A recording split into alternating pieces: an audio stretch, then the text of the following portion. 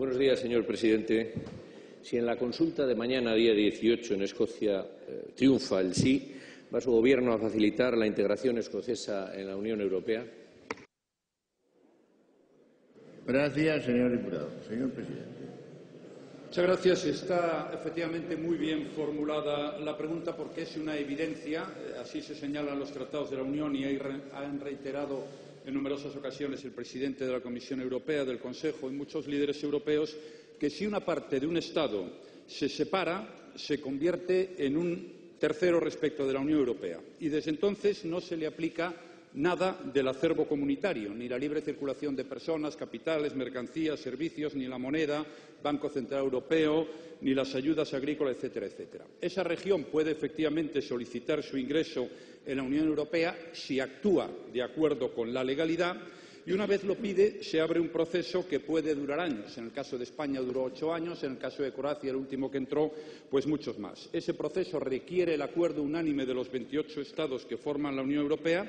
Yo no voy a entrar en lo que pueda pasar mañana en Escocia, pero sí le diré que he hablado con los representantes de esos 28 Estados y que entusiasmo por estos procesos ninguno, porque se entiende, y yo también lo entiendo, son malos para la región de que se trate, para el Estado, para el conjunto de la Unión Europea, afectan a la riqueza, al empleo y al bienestar de todos los ciudadanos y a la propia esencia de la Unión Europea. Por tanto, facilidades para quienes se integren en este tipo de procesos, me temo que muy pocas por parte de los 28 Estados de la Unión Europea. Muchas gracias.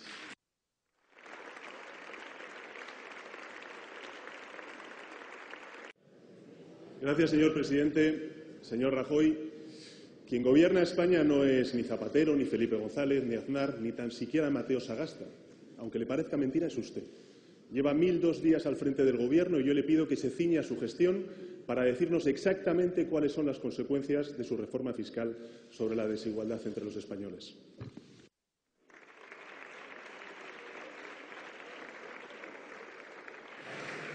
Gracias, señor diputado. Señor presidente. Gracias. La reforma fiscal tiene 3 objetivos: ayudar al crecimiento económico, crear empleo en nuestro país y corregir tener un sistema tributario más equitativo. Creo que el cumplimiento de estos 3 objetivos, fundamentalmente el de la creación de empleo, va a ser muy útil para mejorar el nivel de vida de muchos españoles y para reducir la desigualdad entre todos. Muchas gracias, señor presidente. Señor diputado. Señor Rajoy, el 10% de los contribuyentes con rentas más altas se van a beneficiar del 60% de las ganancias fiscales de su reforma.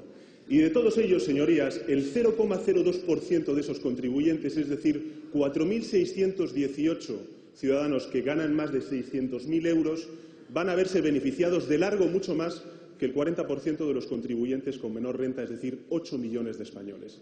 Usted, señor Rajoy, gobierna para ese 10% de rentas más altas, para esa élite. Gobierna para ese 10% de las rentas más altas cuando permite que las familias tengan que pagar 50 veces más en impuestos que las grandes corporaciones en nuestro país. Y gobierna para ese 10% de la población cuando permite que se rescaten bancos por 110.000 millones de euros, por cierto, luego mal vendidos, mientras se han producido el año pasado 39.206 desahucios en nuestro país, desgraciadamente. Señor Rajoy, para el 10% los beneficios y para el otro 90% los sacrificios. Los sacrificios, como nos comentan las ONGs que nos acompañan en tribuna, en forma de menos educación pública, en forma de menos sanidad pública, en forma de menos sistema nacional de dependencia, en forma de mayor desigualdad, señor Rajoy. Esa es su política. Usted, señor Rajoy, ha defraudado a los españoles. Ha defraudado a los españoles cuando dijo que iba a bajar los impuestos y los ha subido 50 veces en lo que llevamos de legislatura.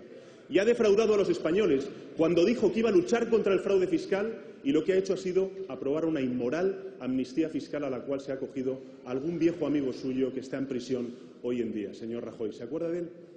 Yo le digo una cosa, señor Rajoy. Justicia fiscal. Eso es lo que necesitamos en la reforma fiscal.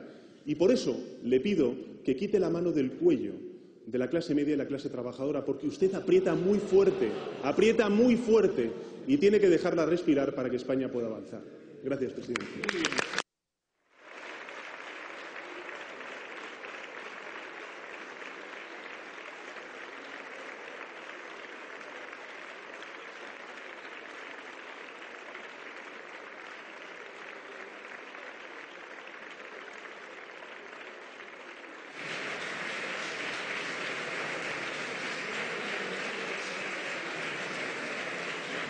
Muchas gracias, señor Sánchez. Señor presidente del Gobierno. Mire, la reforma fiscal que ha presentado el Gobierno, que yo efectivamente presido, no es la reforma fiscal a la que usted ha hecho referencia en su intervención. Esa es la suya, porque en la pasada legislatura las grandes sociedades que cotizan en bolsa en algunos casos tenían un tipo impositivo real del 0%. Esa es su reforma fiscal. Mi reforma fiscal es una reforma que baja la renta al 100% de los contribuyentes, con una rebaja media del 12,5%. Las personas que ganan menos de 12.000 euros no van a pagar nada y el 72% de los contribuyentes van a pagar un 23,5% menos de media. Quienes más van a pagar y a quienes menos afecta la rebaja son las rentas más altas. Es decir, exactamente lo contrario de lo que hicieron ustedes con sus reformas en nuestro país. Además, se aumentan los mínimos familiares hasta el 32%, se ayuda a las madres trabajadoras y se crean nuevas ayudas para las familias. Señor Sánchez, ha hablado usted de desigualdad. La mayor desigualdad que se ha producido en España en los últimos años fue cuando hubo un Gobierno que generó con su política económica 3.400.000 pérdidas de puestos de trabajo en nuestro país. Eso sí que es generar desigualdad en España. Y la mayor desigualdad en España se produjo cuando hubo un Gobierno que con su actuación y su política económica provocó unas pérdidas de 70.000 millones de euros en los ingresos del Estado. Y eso es lo que estamos intentando superar en estos momentos. Cuando llegamos en el año 2011, las tasas de pobreza y exclusión social, el índice Gini y el índice 80-20, que miden la desigualdad entre ciudadanos, habían subido hasta topes récord. Por suerte, en el año 2013 empezaron a bajar y en el año 2014 continuamos bajando. Lo que necesitamos hacer en España es una política económica que genere crecimiento económico y empleo, que es lo que está ocurriendo en estos momentos. Y no me hable de fraude fiscal, porque los años 2012 y 2013, cuando nosotros estábamos en el Gobierno, fueron los años en que el Estado recaudó más recursos como consecuencia de la lucha contra el fraude fiscal. Mucho más que en el 11, el 10, el 9, el 8, el 7, el 6 y el 5, cuando estaban ustedes en el Gobierno. Muchas gracias.